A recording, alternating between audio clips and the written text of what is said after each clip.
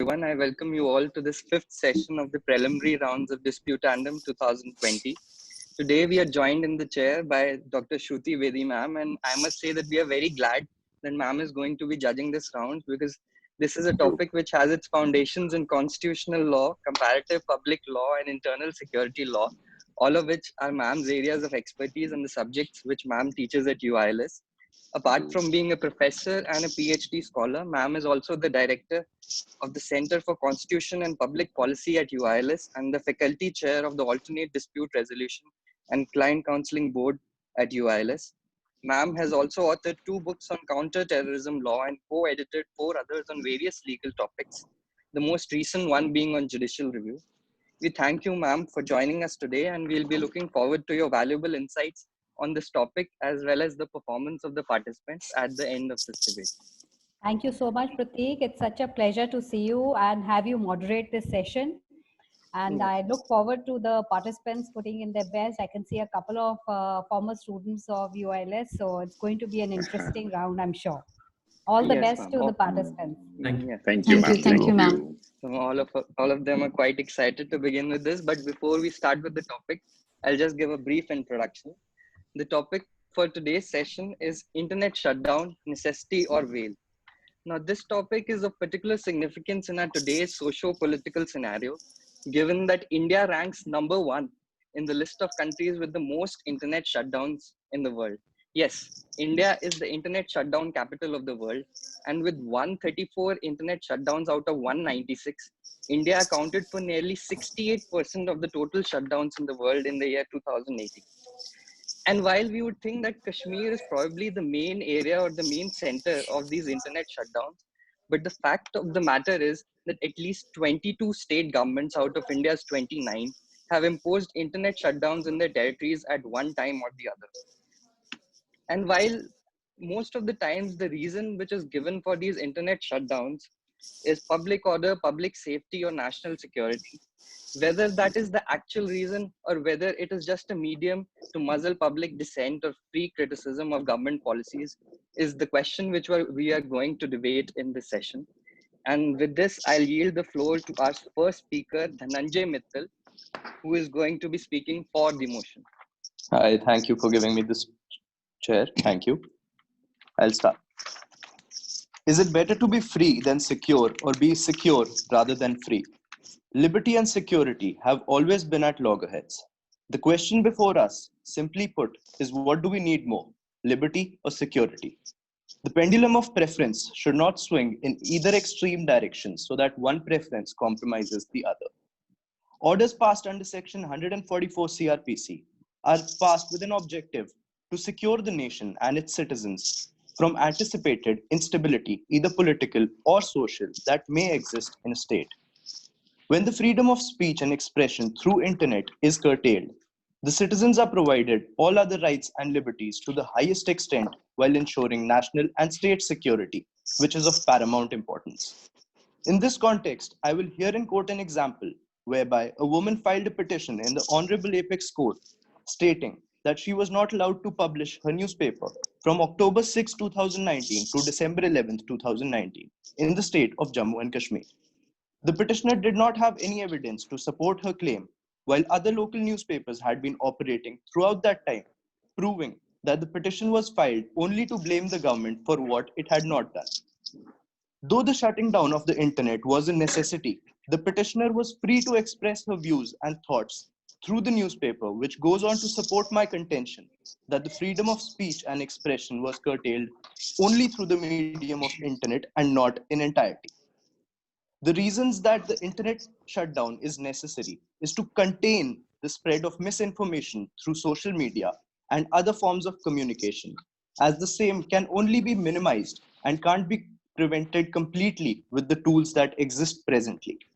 Modern terrorism also relies heavily on the internet, and its restriction is essential, especially in a state where tourism has destroyed not just the beauty, but also the tourism, which in turn largely affects the economy of the state.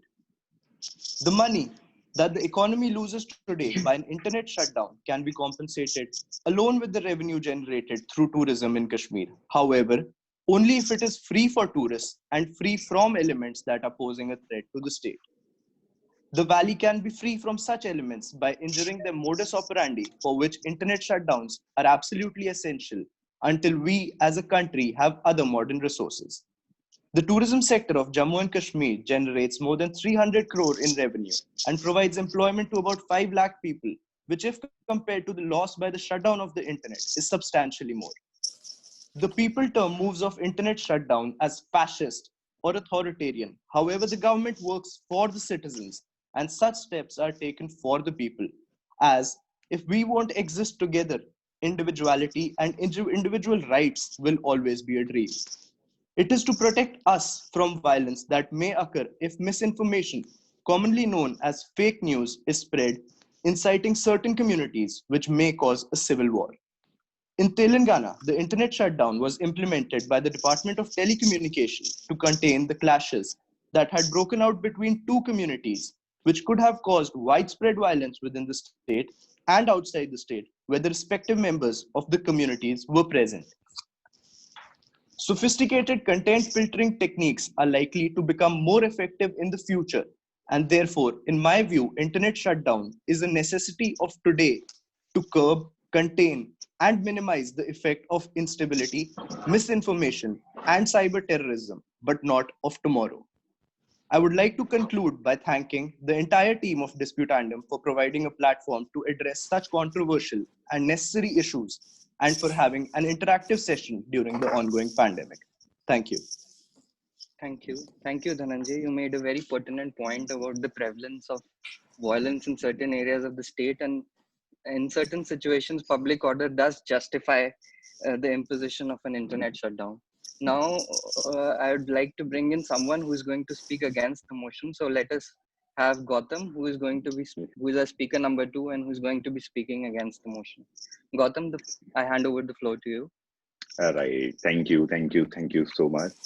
Actually, first of all, I want to say it is always easy to say something is good or something is bad when it is for another person. When it upon comes upon us, then we only say one thing. Yes, this is bad. As my learned friend had stated, yes, this is need of our internet shutdown. But I just want to take all my team to one point. The internet is a so basic, essential thing these days. We cannot even breathe without internet, because as we are seeing our country is facing pandemic situation of COVID-19, in which every day we need internet so that we should work from home. And what we see in our country, internet shutdown is so common.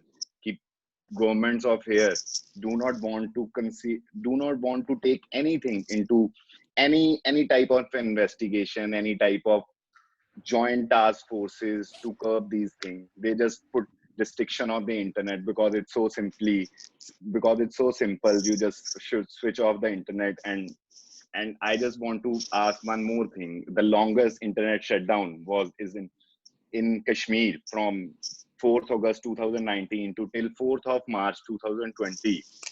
That too, it is not vacated all over Kashmir.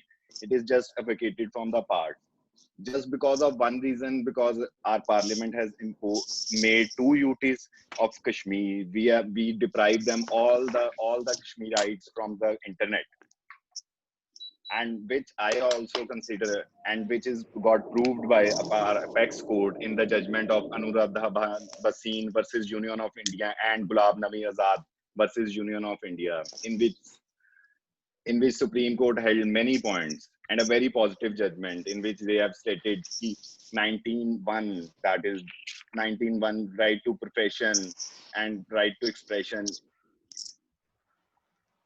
using the medium of internet is constitutionally protected. And it is all, and Apex Court also stated removing the veil of secrecy from shutdown itself could help in reducing the number of shutdown. So my personal opinion is rather than just shutting down the internet, the government must make something another. Like, I have examples like in Rajasthan cheating case, just shutting down the internet is no relief, and it is not in like need of the hour. It is just you are just running from your duty just to avoid something. That is not a solution. And what we are saying in Kashmir only, if if the government says to 2G or 4G help terrorism, and they only operate 2G there, so is terrorism stopped there? But nothing fruitful has happened. So according to me, there must be something, another point, and that to the word which say the rules which says temporary suspension of telecom services, public emergency or public safety rules 2017. The word used here is temporary, and same is held by United Nations of America, where they declared internet as a fundamental right. So I just want to conclude with one thing: कि internet these days is a need of the hour, and you cannot deprive all the state just because of some people. So there must be some another task, some other special investigation ki how terrorism can be stopped, what can other means we can adopt rather than just shutting down the internet. And that too, seeing these days internet is so important for everyone. Like we are Skype, we are doing Zoom through internet only. If the internet got shut down, how can we operate? So there must be some parallel line to this rather than just shutting down the internet. That is not a longest way. So I hand over the mic to speaker number 3. Thank you. Thank you, Gautam. You made a very pertinent point that internet as on today has become an essential part of our lives. So government should always look for other alternatives instead of shutting down the internet at the first instance. So with this, I would hand over the dais to Kushaldeep Kaur, our speaker number 3. Kushaldeep, you can go ahead. Kushaldeep, you are not audible. Your voice is muted. Yeah. Yes. Am I audible Yes. now? Yes. Yes, so, you can go ahead.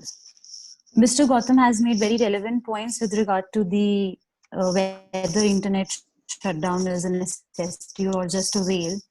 I would like to begin. We have lost you, Kushaldeep. Belief in worship. This liberty of freedom seems to be central in the crafting of the entire constitution, and the same has been envisaged very clearly in the part 3 of the constitution, that is the fundamental rights. And the careful perusal of the fundamental rights shows that they have been prescribed as a negative list, which means that no person can be denied such right until and unless the constitution itself imposes certain limitations. Now the constitution has imposed. Kushaldeep, your voice is cracking. Maybe if you can switch off your video, maybe we can hear you better.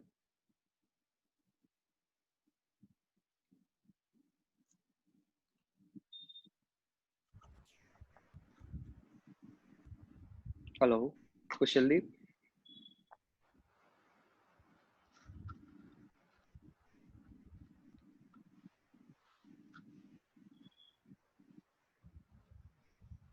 Kushaldeep, can you unmute yourself? Yes, sir. So when we talk about the fundamental rights, they are prescribed. Yes, you can. So they are prescribed as a negative list, which means that no person can be denied the fundamental rights until and unless the constitution itself provides for. So the constitution had provided us with the reasonable restrictions that can be imposed on the fundamental rights. And these reasonable restrictions can be imposed in the interest of national security, for the securing the integrity of the state, for maintaining the public order, decency, and morality. Now, here we need to understand one thing, that the word restriction is being qualified by the word reasonable, which means the restrictions that are imposed, they should not be arbitrary and they should not be excessive than which is actually required. And if we take out the true import of the fundamental rights vis-a-vis the reasonable restrictions, there is only one conclusion that comes out, which is that it is the freedom which is the center, and it is the freedom which must be foregrounded and not the restrictions. And not the restrictions. So interchanging the place would be against the very highest constitutional principle values. And when we are talking about the internet shutdowns and most specifically the way they are being imposed, yes, it is true that for the national security, internet shutdowns are needed only when there is some urgent need to do so. However, if we are talking about the way they are being imposed in today's scenario, it seems like the rights and the restrictions, the places of them have been interchanged, where the restrictions are becoming new normal and the fundamental rights are being treated as exceptions. When we are talking about the India, a democratic nation, as Prateek sir very validly made the point that India has become the capital of internet shutdown, and longest being one in the Kashmir, when the internet was shut down for almost 175 days, we need to understand here that it is not affecting the right of one person, one individual, two individuals, or three persons. There are thousands, hundreds, and millions of people who are being affected by one internet shutdown. So therefore, it is very important to analyze as to whether the way in which these are being imposed, are they even justified against the touchstone of the constitution, or they are giving opinion to actions. And I believe at the end of this session as to whether what are the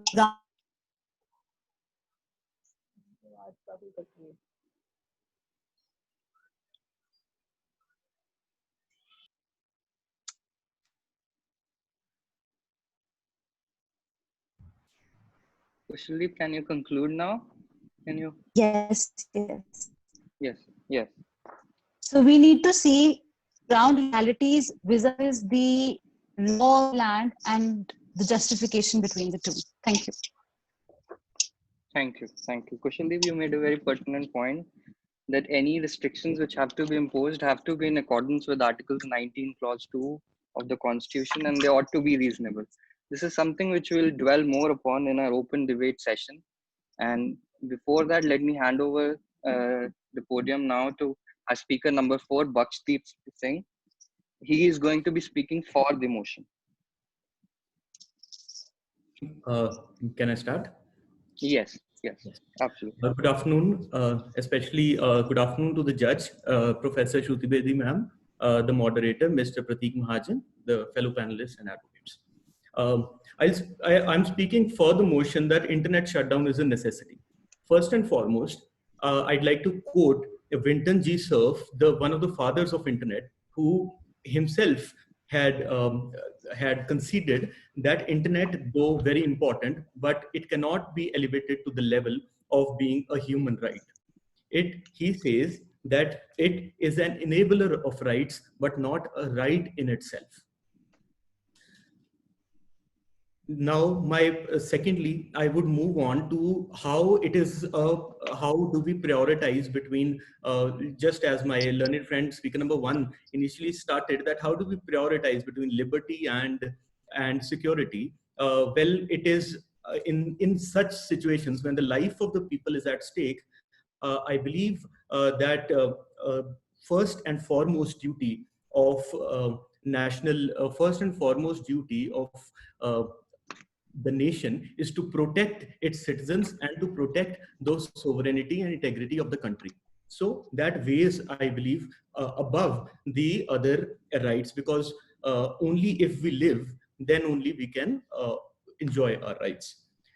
I'd like to bring some attention to the J&K specific lockdown. I believe that the lockdown should be understood with respect to the scenario in which it was imposed. I'm just taking one example of J&K.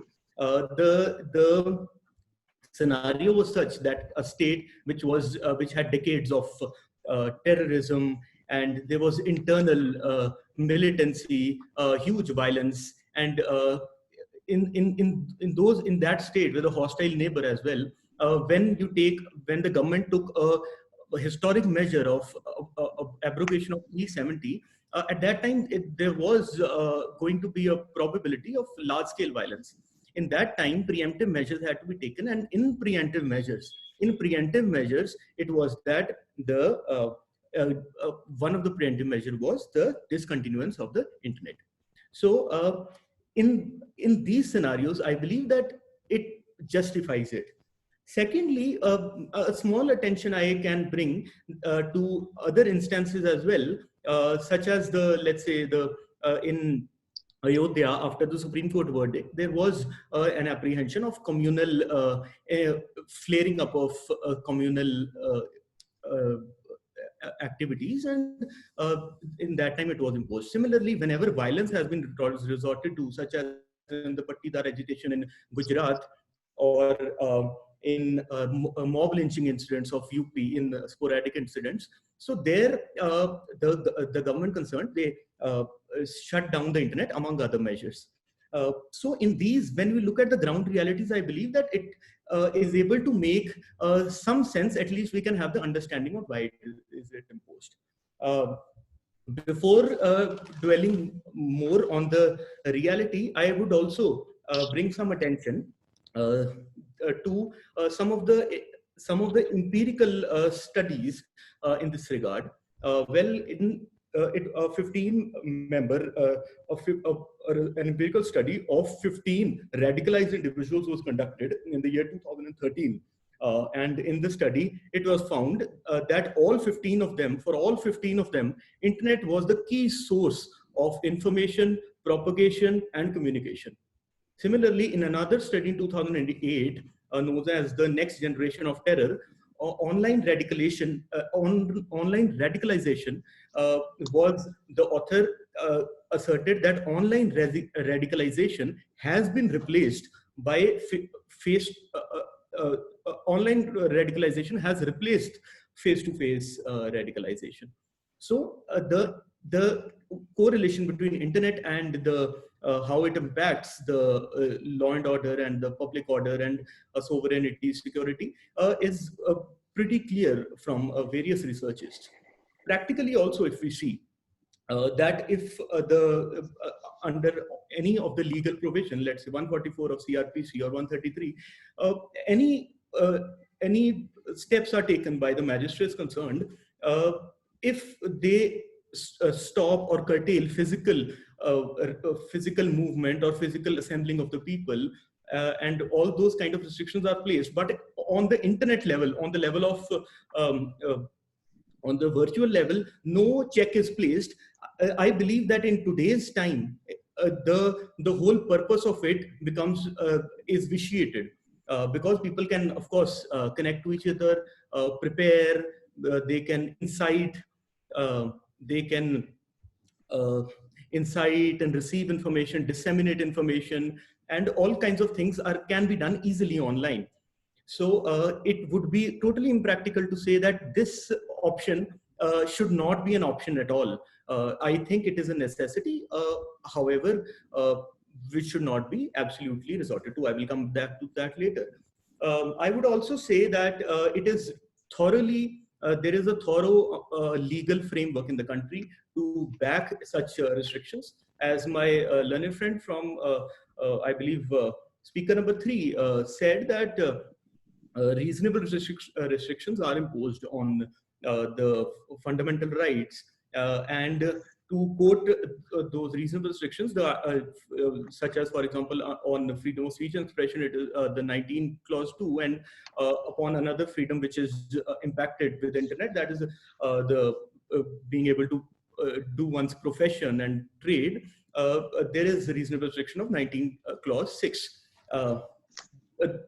That gives the authority, under that authority, constitutional authority, the statute of Indian Telegraph Act 1885 and specific rules made by the government of temporary suspension of telecom services rules 2017, they provide sufficient regulation to such imposition of lockdowns, internet lockdowns, internet shutdowns.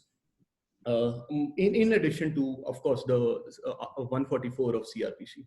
So it's sufficiently regulated. I do not at any point concede or feel that such internet lockdowns should be absolute in nature and all the other rights are not important. This is not true. Adequate safeguards have to be in place. For that matter, I would say the suspension rules of 2017 provide sufficient safeguards, as well as the recently reiterated by the Honorable Supreme Court in January in the case of Anuradha Bhasin versus Union of India 2020. For example, to mention a few, these safeguards are that such lockdown, internet lockdowns, shutdowns should be temporary in nature, not absolute, not indefinite in nature. They must be specific and not blankets, not all, apply to all the areas such as North India. They must be as specific as possible.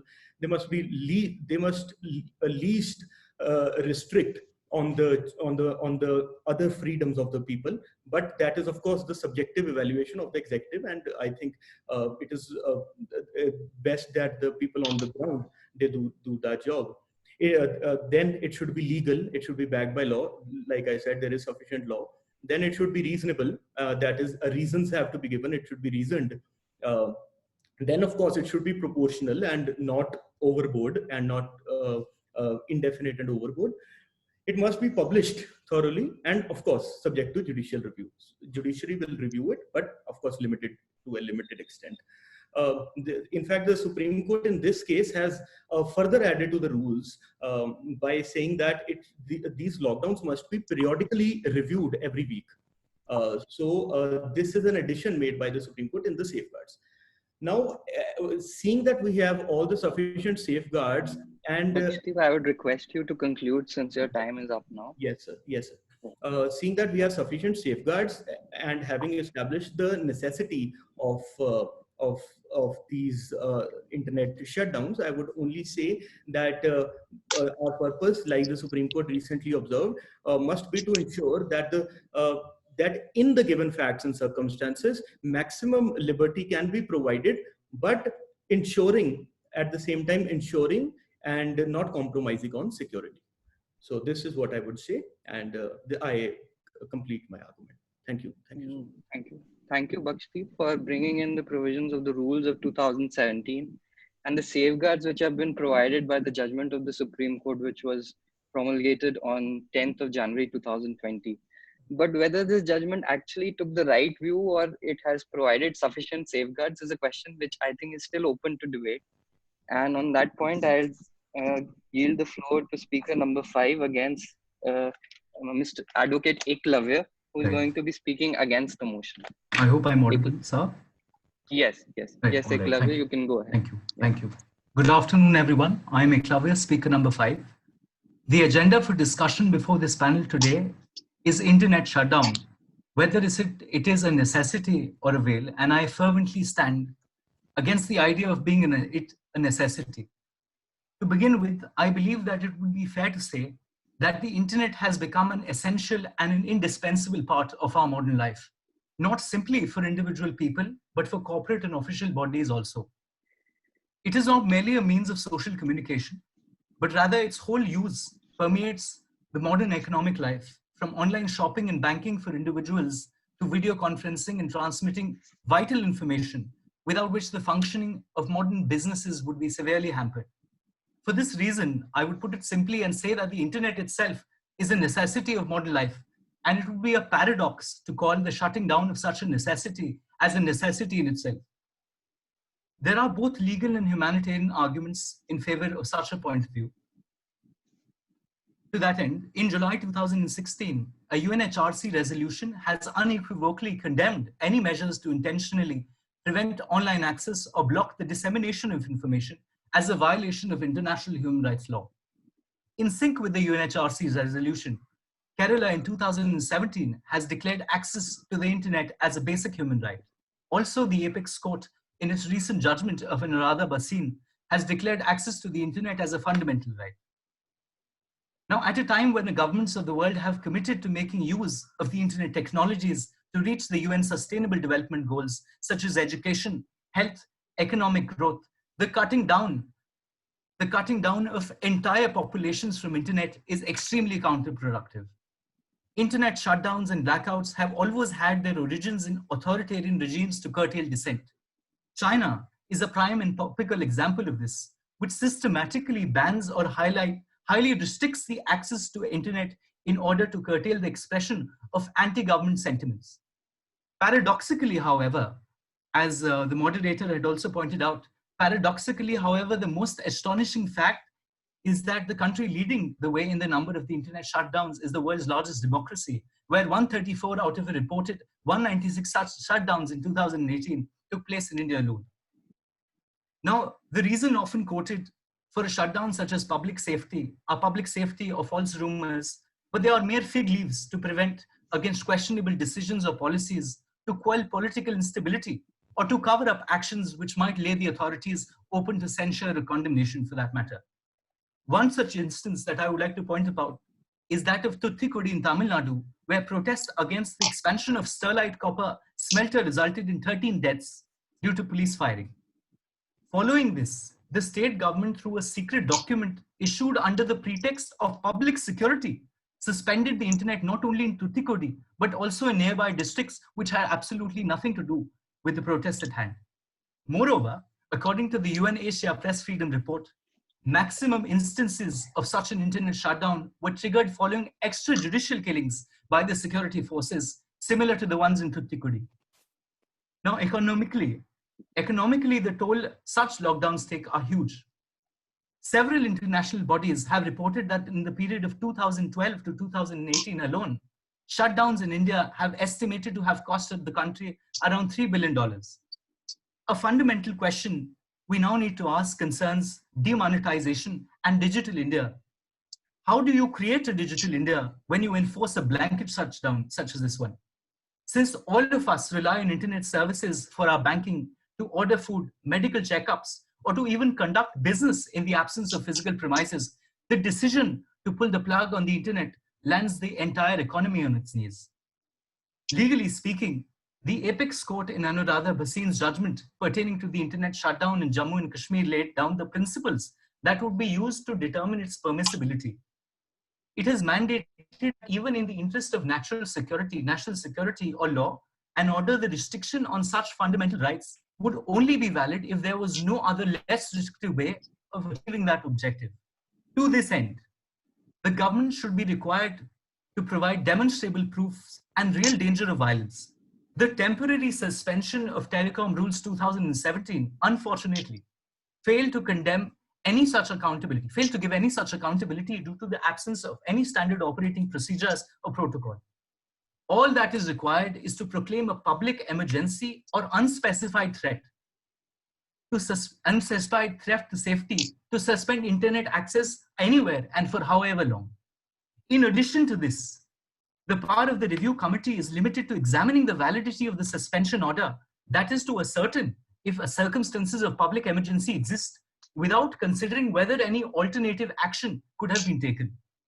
The 3-member committee does not inspire any confidence, therefore, with regard to the impartiality, considering that the order to be reviewed by the Chief Secretary and Law Secretary is passed by one of their own colleagues, that is the Secretary of Home Department, in which it is a clear conflict of interest. Also, the rules permit up to 5 days for the committee to convene a meeting for review. By then, the decision would have become a fait accompli, with the stifling of democratic dissent and with no possibility at all with public disagreement or opposition for that matter. I would now like to conclude by saying that the shutdown of the internet is not like the banning of a single book, which has been previously held to be valid. Instead, it is like the banning of books altogether. Whatever now may be the reasons for banning a book, there can howsoever never be a constitutional reason for the banning of the medium of books entirely. With that, I would like to rest my case. Thank you. Thank you, Eklavya. Thank you. You made very relevant points as to how we have become digitally dependent in our today's lives. And even the Supreme Court has elevated the right to internet as a fundamental right. So given that situation, in the absence of the present legal, in the absence of sufficient safeguards in the present legal framework, it may not be just for the government to be imposing these internet shutdowns. And now I'll open the debate floor for everyone. I would request that you raise your hand whenever you have any point to make or to make a counter submission. And I'd start first with Dhananjay. I want to Dhananjay, I'd start with you first, and I'd ask you the question, since you were the one who started with the submission that internet shutdown may be a necessity in situations like Kashmir. But now the question which I want to ask you is, what is the present legal framework regarding the same? And when you say necessity, who is the person who is going to judge that necessity, and who is the person who is going to review it?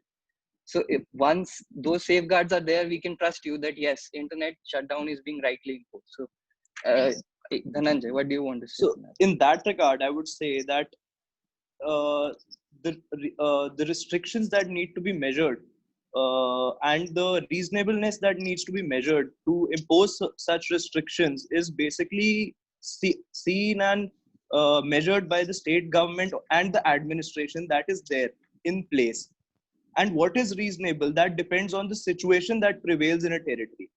Any situation that arises a law and order situation in a territory which brings about national or international national or internal disturbances would amount to be reasonable enough. Moreover, in the judgment of January 10th, that of the Honorable Apex Court, the Apex Court has laid down certain guidelines which says that the restrictions cannot be imposed indefinitely, but definitely under Section 144 CRPC, the proviso itself provides that the lockdown, that the internet shutdown or restrictions can be extended for a period till about 6 months and not further, which has been the case in Kashmir. Moreover, as speaker number 5 said, that the people now in 2017 specific rules have been enacted by the government which deal with such situations. You have read the temporary suspension of telecom service rules. So far as those rules are concerned, is there any such clause in those rules that the internet suspension has to be for any particular period? I don't think so. Not in those rules, but the procedure itself mentions it. Yes. Even in the presence of a special law in that aspect, the procedure has to be relied on. Okay. I would bring in Bakshdeep in this debate. Yes, sir. Bakshdeep, if you look at the 2017 rules, on one side you say that these are sufficient safeguards. Yes. But while saying that these, while the word used in the rules is temporary, there is no period specified anywhere in the rules as to what is going to be the maximum period for which the internet shutdown is to be imposed. Yes, that's true. So do you think that these rules can be said to be sufficient in the present scenario? Yes, sir. I would not say that the rules are sufficient, but I would say that the legal framework today is sufficient. How is it sufficient? Because this was the part that was left in the rules, that that they need to put a stop somewhere. For this purpose, the Supreme Court has filled in the gap, and the Supreme Court has specifically said, initially the rule said that once the order is passed, in 5 days the review committee will sit and it will review the order. But after 5 days, it did not say anything. But now the Supreme Court has filled in the space, and it has said that every 1 week, every 7 days, it has to be reviewed, and every 7 days a new decision has to be taken on the matter. So now I believe with the intervention of the court in January, this lacuna has also been filled. So why will you say that there is a review committee which is in place, which is going to review these decisions? Yes. But the composition of that committee is itself something which does not inspire confidence, given the fact that committee constitutes of 3 secretaries of the government, and they are going to review an order which is passed by their own colleague, who is the Home Secretary. I'd like to bring in Eklavya at this point. Eklavya.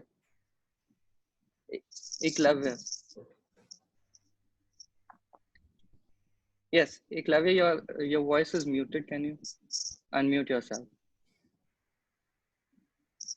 Hello. Yes. Yeah, I hope I'm audible. I couldn't just repeat what you said. Actually, I lost the internet for a minute, and the losing the internet kind of put me in a frenzy. So I'm sure you understand now. Eklavya, what I was saying to Bakshdeep was that there's a review committee in place, and it is going to review the order for 7 days. That is what the Supreme Court has said. So don't you think the Supreme Court itself has tried to provide sufficient safeguards in this regard? As I mentioned, I believe in the opening statement, which I talked about, that the manner in which the review committee is actually analyzing the order which has been passed, it is limited to examining the validity of the suspension order. That is, to ascertain if the circumstances of public emergency which they exist and whether any alternative action could have been taken.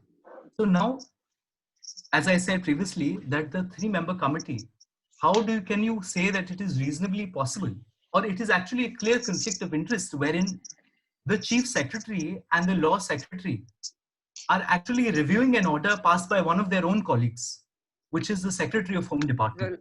Well, that might be the case, but the fact of the matter is that these are the persons who are having all the relevant material placed before them as to what is the situation on the ground. And the Supreme Court also says that the material circumstances which are leading to an order have to be mentioned in the order. So I feel that now that itself constitutes a sufficient safeguard, because in a given situation, if the relevant facts have not been stated or have been incorrectly stated, the remedy of judicial review is always there with us. I would like to say that to this end, that the fact that the order which is being reviewed has been done after, or whether it's so irrespective, the entire aspect of the agencies, of the security agencies actually looking for an alternative action is totally swept away, because we are not looking at, irrespective of whether the fact, I'm not talking about, like, I believe the first speaker, he talked about reasonable restrictions as well. And I believe even Speaker 4 talked about a specific alternate, or wherein it would be preemptive measures to be taken. So I support the view, and I say that wherein it is considered that alternate action could have been taken. However, when the Supreme Court in itself is talking about taking of the matter at hand and passing a review, which is fait accompli, as in after the actions have already occurred and the damages have already been suffered by way of the public, I don't believe that would be a very plausible solution by my mind. Yes. So it would be one solution. Right. Let me bring in Kushaldeep. Kushaldeep is raising her hand. Yes, sir. Sir, in this Yes. regard, I would like to throw upon light on the factual background of the Anuradha Bhasin's case. That is, since we are discussing the Anuradha Bhasin's case, so if we peruse the judgment very carefully, we come to know that when the petitioners filed the petition, they were not even having the orders with them through which the internet shutdown was imposed. So that was one of the major concerns that was raised even by the Honorable Supreme Court of India. And on asking about the orders, the state, they firstly claimed the privilege. However, later on, the Supreme Court directed them to file the affidavit as to why they want to claim the privilege. But despite the fact that the orders were not there, still the Supreme Court did not quash or set aside those orders. Supreme Court simply asked the government to review it.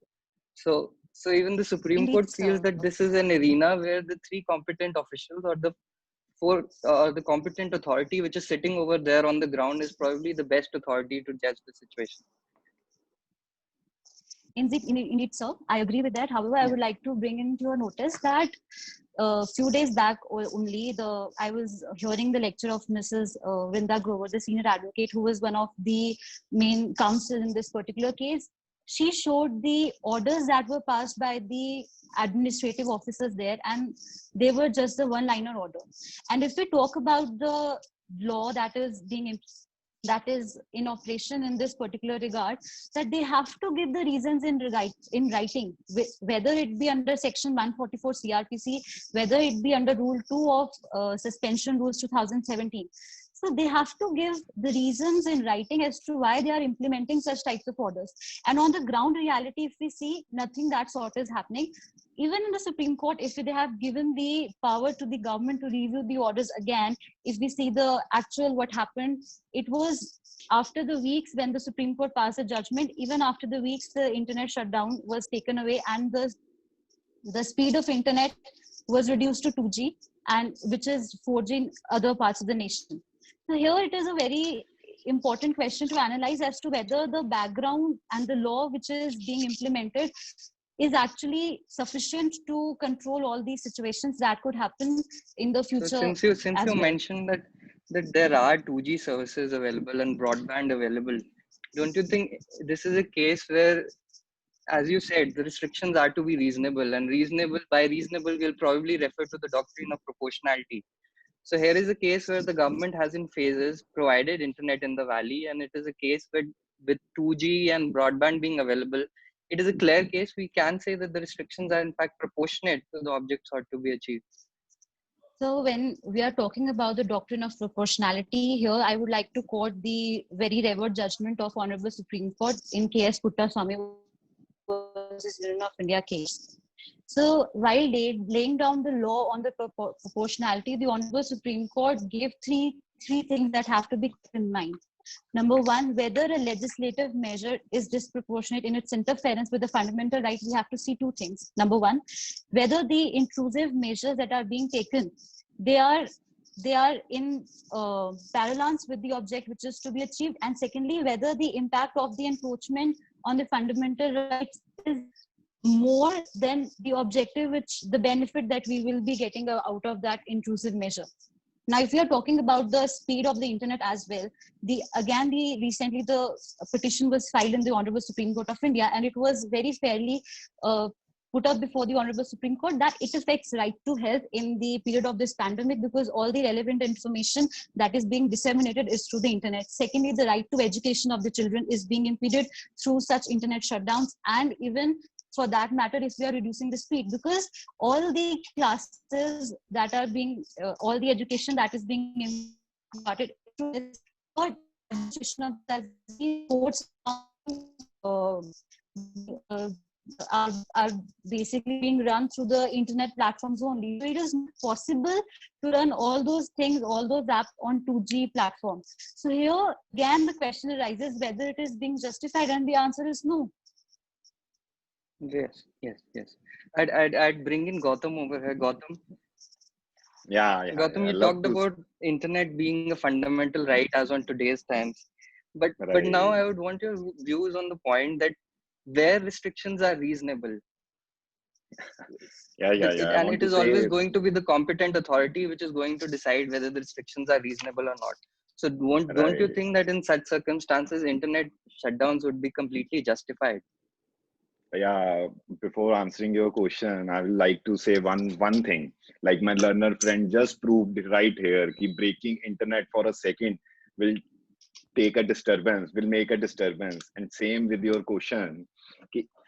Our democracy is so lovely. The ruling party, which we have elected, has a discretion. They can do anything. They can make rules.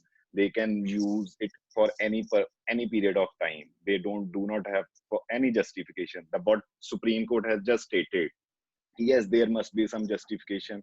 And when that justification will come, when the people will face so much irreparable loss, they will not even get to earn. They will not even get to go outside. They will not get the world knowledge. How we can say is this justified? Justification is yes. Can you say that are you trying to say that in no circumstance at all can internet shutdown be imposed, or maybe there will be some reasonable circumstances according to you when it can be done? But that is just exceptions. That can be just exception. This internet shutdown is nowhere a remedy. It is just an exception in like rarer of the rarest thing. We cannot say ki, yes, there is a crime, there is a terrorism.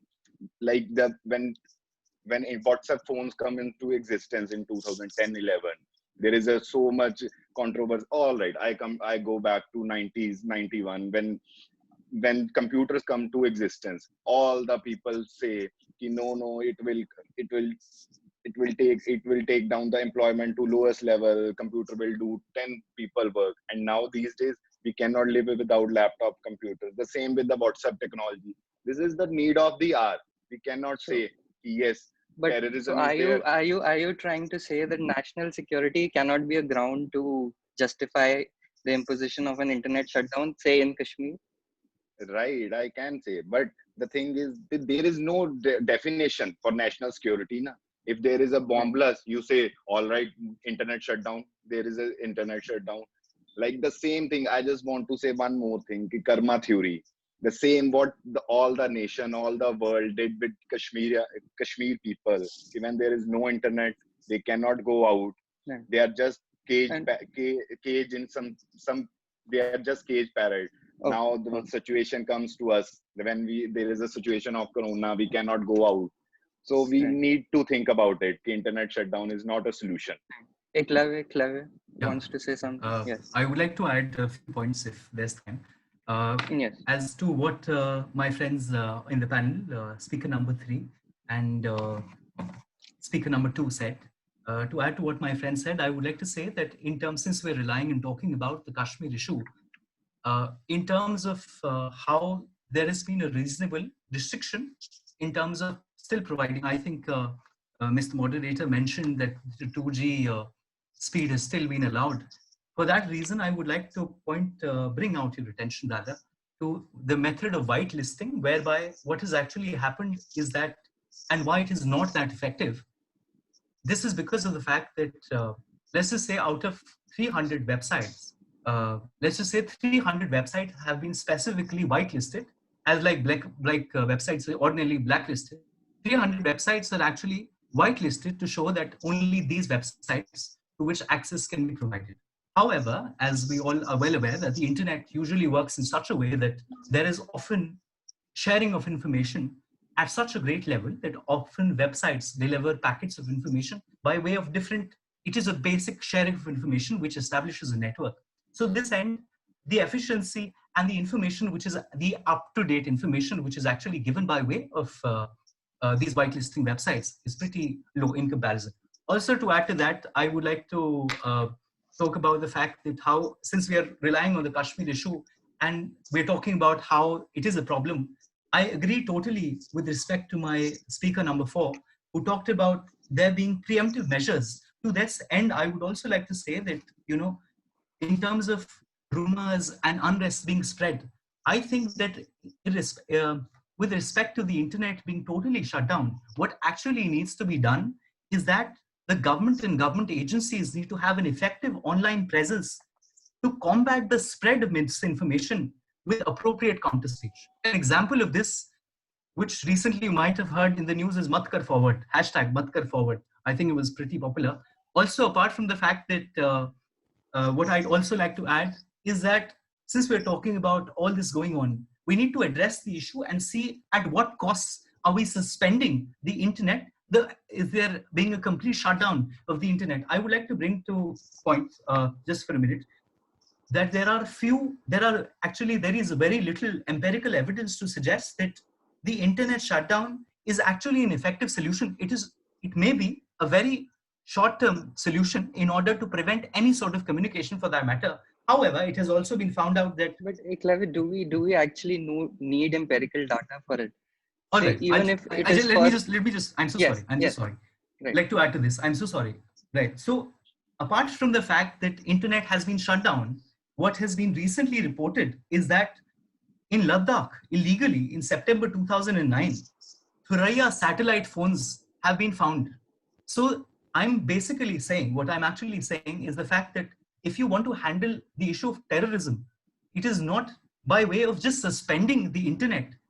It may be a very small, sporadic and a short-term solution. However, what I'm just simply making a humble point I'd like to make is that the long-term ramifications in terms of social, psychological, and economic impact are much more adverse. So the drawbacks outweigh the benefits, is what I'd like to say. Thank you. I'd like to bring in Bakshdeep here. He wanted to add a point. Bakshdeep. Yes, sir. With respect to all that my learned friends talked about, I'd like to bring in 2-3 points.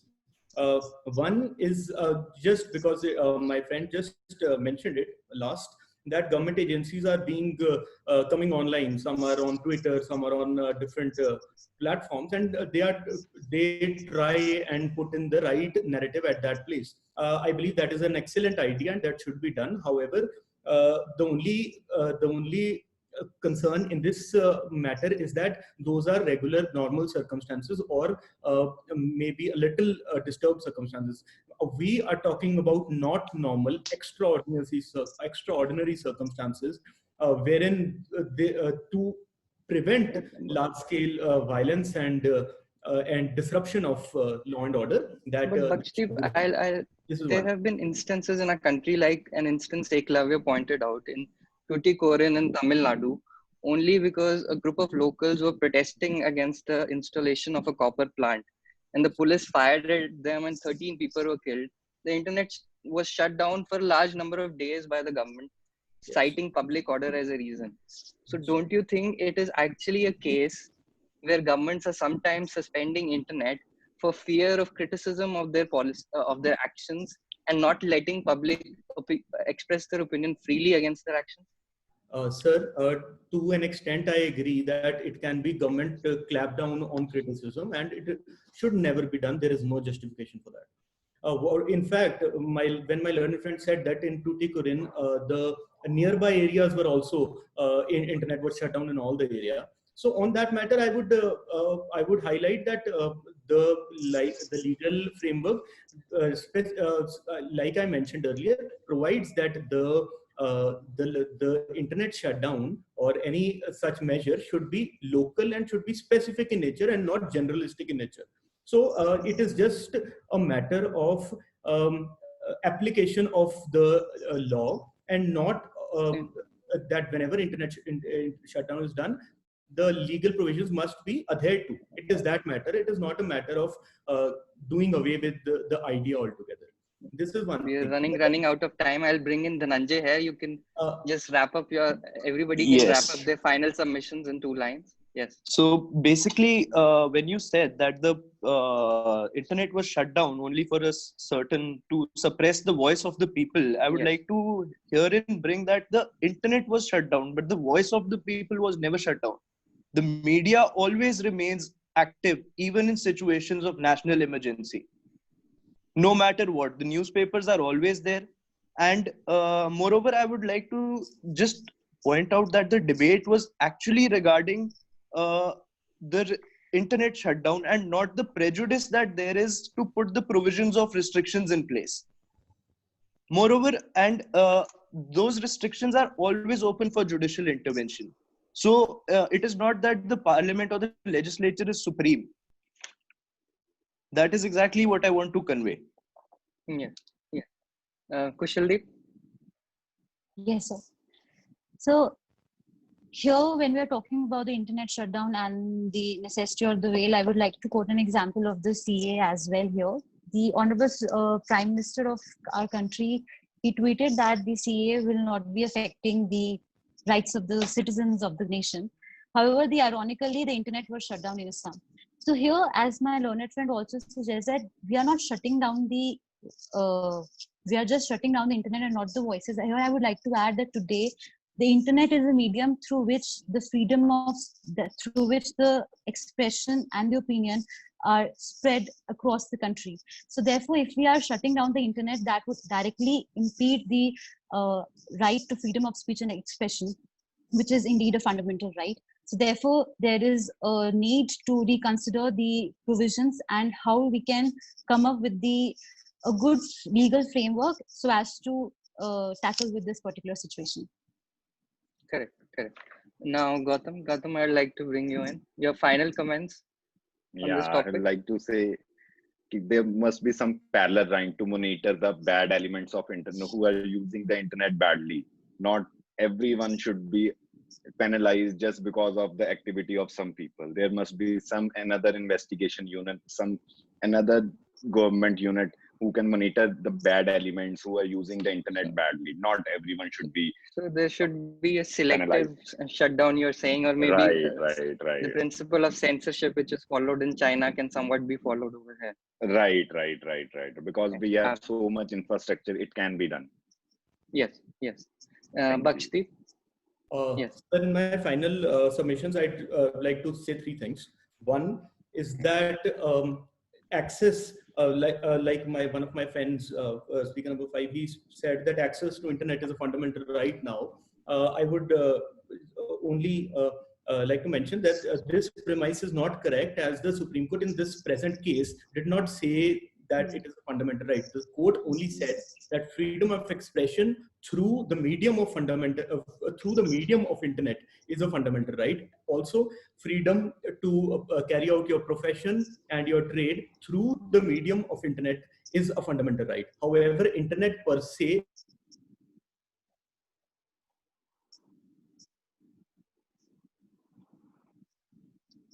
We've lost Pakshdeep.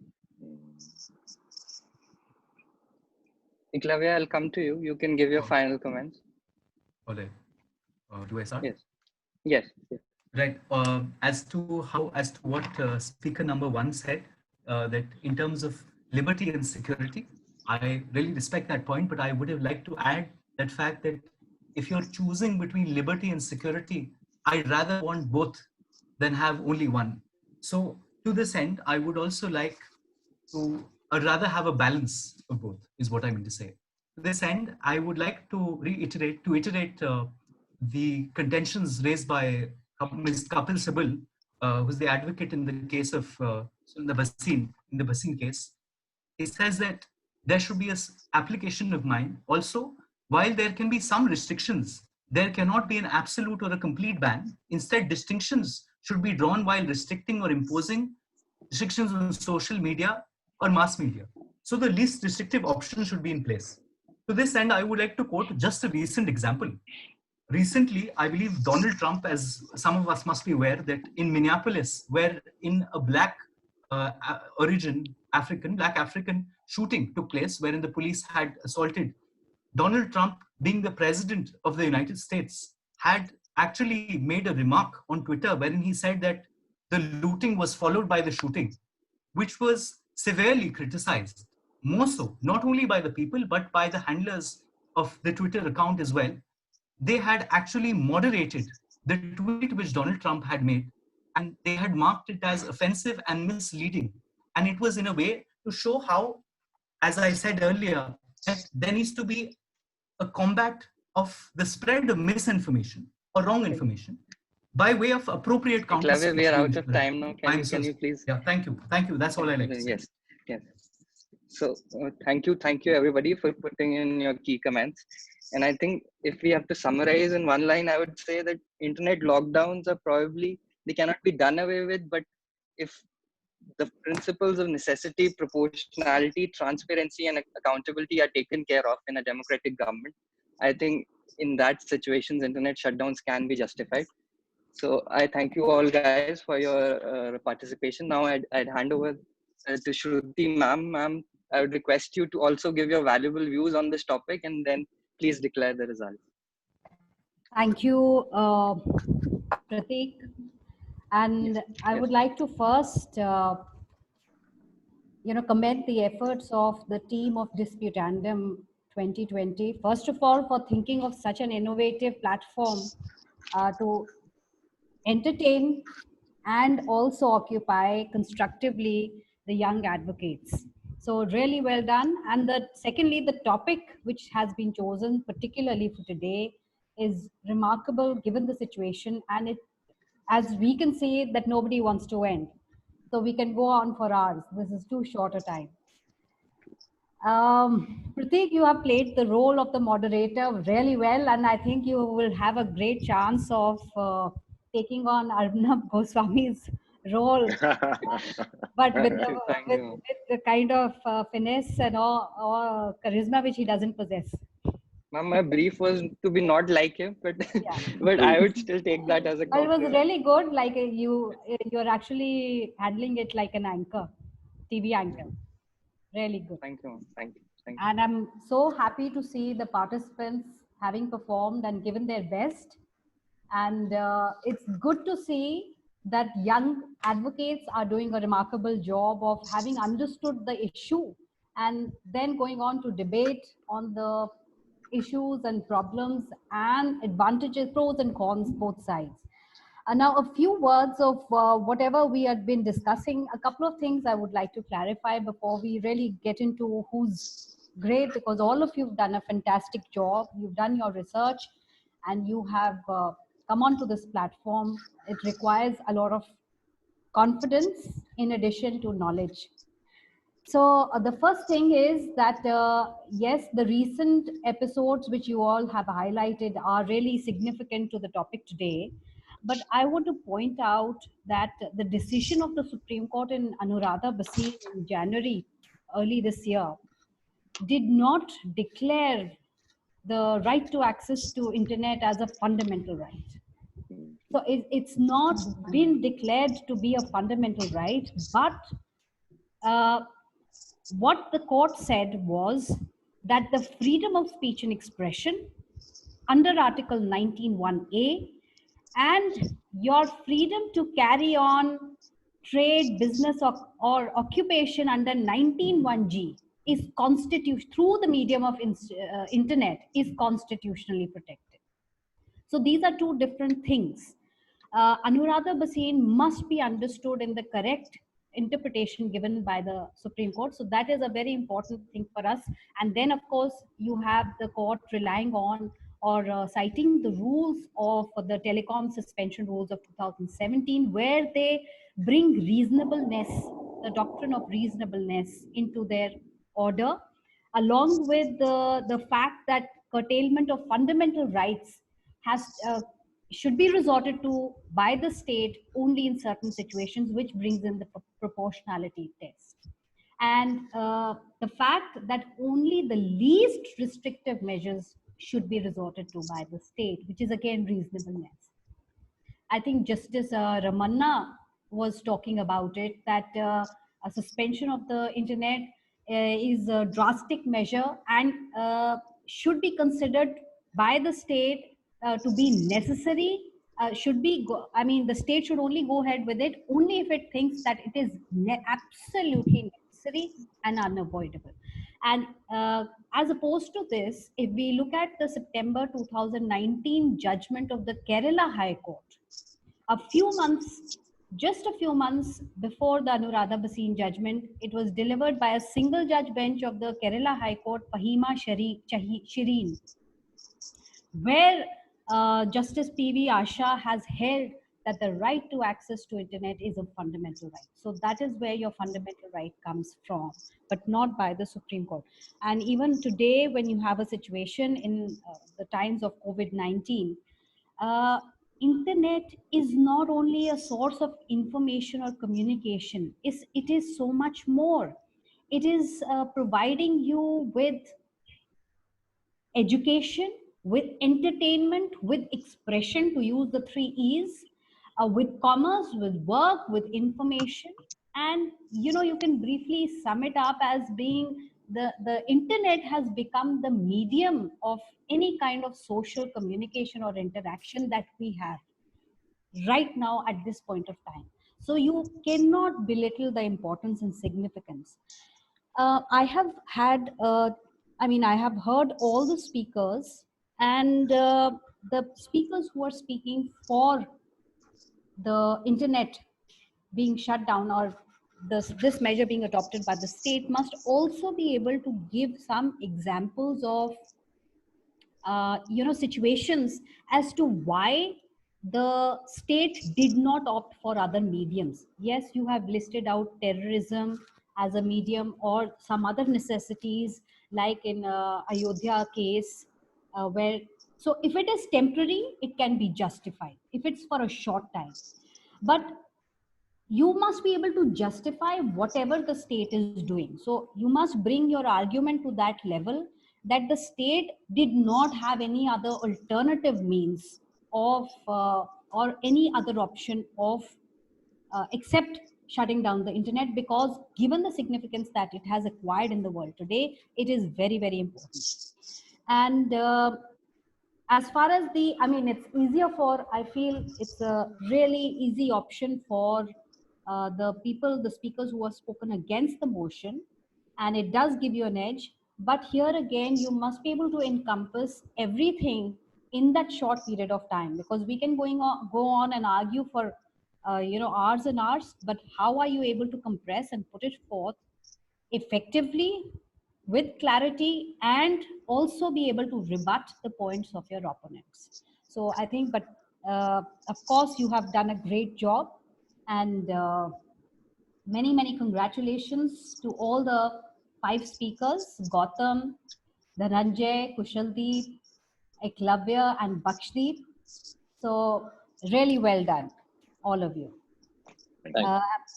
Thank you, ma'am. Am I to announce the winner or how does it go? Yes, ma'am. Just please announce the winner of the Us? competition. You need, Okay. yes, need not disclose the mark. Okay, so I'll send I've got the whole sheet ready with me. I'll send it across, but the winner is Eklavya. Congratulations, Eklavya. So many Hard luck to congratulations. the other Very well participants. done. It was a good way of presenting your arguments, and you did display a lot of clarity. Your examples have added to that, and keep it up. I And like I misquoted. said, I misquoted the judgment about what you verified. I'm so sorry yes, about that. that's Right, okay. right. Yeah, I know it's a common misconception. So I've just wanted to Right. clarify that. But very well done. Thank you. It's a great effort on everyone's part, the entire team. Thank you, ma'am. Thank you. Thank you, All ma'am. the Thank best you, ma'am. for the finals. May the best man Thank you, ma'am. or woman win. Thank you. All the way. Keep Thank you, working. ma'am. Thank you. Thank you, Yeah. ma'am. Before we conclude, let me just thank our sponsors, without which this event would not have been possible. So thank you to Aaron Jewelers, Pro Vakil, Sweet Talk, and Cloth Palace for making this event possible. And also a big shout out to our organizers, Shreya, Shwetanshu, Aditya, Anirudh, and Rahul, who have come out with this unique initiative of online debating and have made this event successful. So thank you, guys, and we'll see you next at the 5 p.m. rounds. Thank you, everyone. Thank you. Thank you. Thank you.